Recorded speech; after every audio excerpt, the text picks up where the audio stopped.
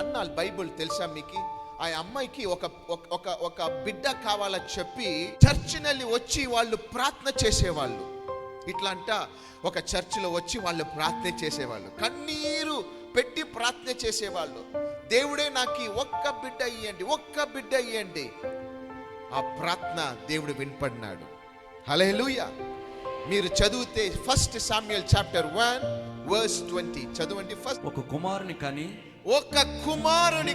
నేను యెహోవాకు మొక్కుకొని వీనిని అడిగితిననుకొని వానికి సమూయేలను పేరు పెట్టాను. హల్లెలూయా. ఈ అమ్మకి ఏమి కావాలా? ఒక బిడ్డ కావాలా. చర్చిలో వచ్చి ఏడుస్తా, దేవుడే నాకు ఒక పాపు ఇయ్యండి దేవుడే. ఎంతమంది మీరు ఏడుస్తారు? దేవుడే నాకు ఈ సహాయం చేయండి దేవుడే నాకు ఈ బ్లెస్సింగ్ ఈ దేవుడే నాకు కూడా పెళ్లి అయి చాలా సంవత్సరం అవుతుంది, ఒక బిడ్డ లేదు, ఒక బిడ్డ ఇస్తే బాగుంటుంది. ఎంతమంది చెప్తున్నారు? నేను చెప్తాను, మీరు అழுతే, మీరు కన్నీరు ప్రార్థన చేస్తే ఆ కన్నీరు ప్రార్థనకి మీకు దేవుడు ఆన్సర్ ఇచ్చేపోతాడు. హల్లెలూయా. దేవుడు వినపడి మీ ప్రార్థనకి 100% దేవుడు విని అదికి బదిలీ ఇస్తారు దేవుడు.